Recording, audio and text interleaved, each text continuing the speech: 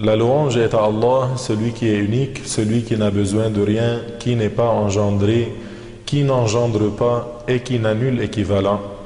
Je loue Allah Ta'ala et je l'implore de me guider sur le chemin de droiture. Je recherche son pardon et je me répands à lui. Je recherche la préservation de Allah contre le mal de mon âme et de mes mauvais actes. Le bien guidé est celui que Allah guide et nul ne peut guider celui que Allah égare. Que l'honneur et l'élévation en degrés les plus complets et les plus parfaits soient accordés à notre maître Muhammad sallallahu alayhi wa sallam, le maître des fils de Adam, celui que Allah tabaraka wa ta'ala a envoyé en tant que miséricorde pour les mondes, en tant que guide et annonciateur de bonnes nouvelles et avertisseur d'un châtiment.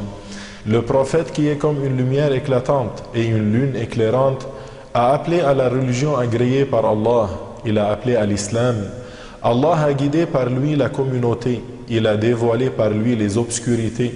Le prophète a transmis le message. Il s'est acquitté de ce qui lui a été confié. Il a conseillé la communauté. Je témoigne qu'il n'est de Dieu que Allah, lui seul, n'a pas d'associé. Il a envoyé son messager avec l'enseignement de droiture et la religion de la vérité. Et je témoigne que notre maître Muhammad sallallahu alayhi wa sallam est son esclave et son messager. Que Allah l'honore ainsi que tous les messagers qu'il a envoyés.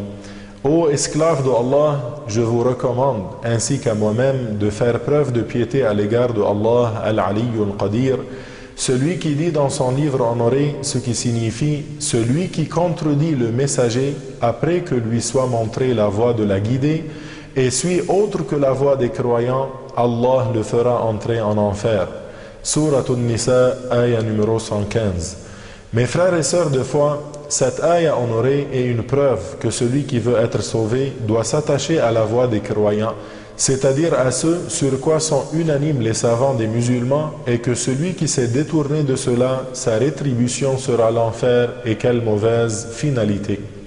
Il est parvenu aussi dans un hadith que le compagnon glorieux Abdullah ibn Mas'ud a dit: ce que les musulmans ont été unanimes à le considérer bien, alors il est bien selon le jugement de Allah, et ce que les musulmans considèrent comme mauvais, alors il est mauvais selon le jugement de Allah.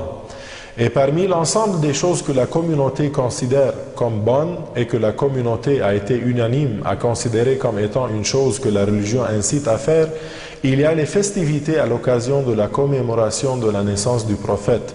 En effet, cela fait partie des actes de bien éminents pour lesquels celui qui les fait est récompensé pour avoir manifesté sa joie et sa réjouissance à propos de la naissance honorée du prophète Muhammad sallallahu alayhi wa sallam. Et même si cette célébration ne se faisait pas durant la vie du prophète, elle fait partie des bonnes innovations sur lesquelles les savants de la communauté se sont accordés à dire qu'elle est licite. La première fois que ces festivités ont eu lieu, c'était dans les débuts du 9e siècle de l'Hégire. Cela fut instauré par le savant pieux Al-Muzaffar, gouverneur de Irbil. Il a réuni à cet effet beaucoup de savants de son époque et ils ont alors considéré son acte comme bien et ont fait son éloge et ne l'ont pas du tout blâmé pour son acte. Il en fut de même des savants qui sont venus après eux. Aucun d'entre eux n'a renié l'acte de cette célébration jusqu'à ce qu'apparut dans le siècle passé, il y a 250 ans, un groupe égaré, les Wahhabites.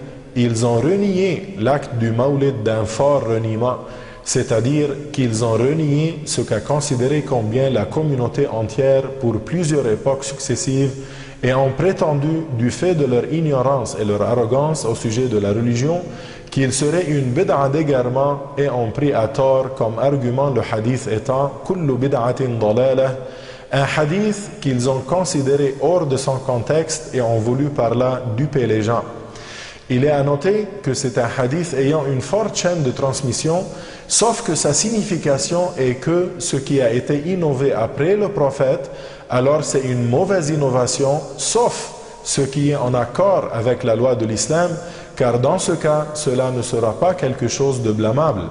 Le hadith étant « kullu bid'atin dalalah » signifie la plupart des innovations sont des innovations d'égarement. Dans ce récit prophétique, le terme « kull » signifie la plupart et non pas la généralité sans exception.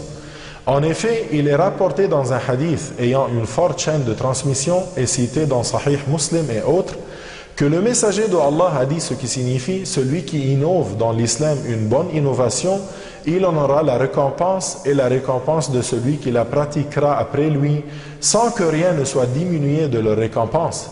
Pour cela, l'imam al-Shafi'i, que Allah l'agrée, a dit: la bid'a, l'innovation dans la religion, est de deux sortes, une bonne et une blâmable. Celle qui est en accord avec la sunna est bien, et celle qui la contredit est blâmable. Ceci a été rapporté de lui par l'imam al-Bayhaqi et d'autres. Alors, il nous paraît maintenant évident que la commémoration de la naissance du prophète Mohammed est un acte permis qui ne contredit pas la sunna, et que cette innovation se classe parmi les bonnes innovations, car les célébrations du Mawlid sont des réunions des musulmans pour la récitation du Coran, de l'évocation de Ar-Rahman et de l'éloge de Mohammed, le maître des créatures, sallallahu alayhi wa sallam. Ensuite, comment les wahhabites disent-ils que ce serait une bid'a d'égarement et osent avoir le culot de dire cela?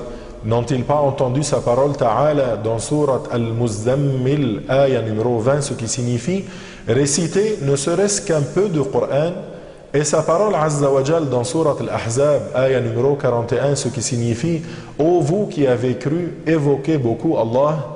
N'est-ce pas qu'il est cité l'éloge du prophète dans le Coran honoré? En effet, dans Surat Al-Qalam, le verset numéro 4, Allah dit de son bien-aimé ce qui signifie « Et certes, tu as les caractères éminents ». Et il dit subhanahu wa ta'ala dans Surat Al-Anbiya, verset numéro 107, ce qui signifie « Et nous ne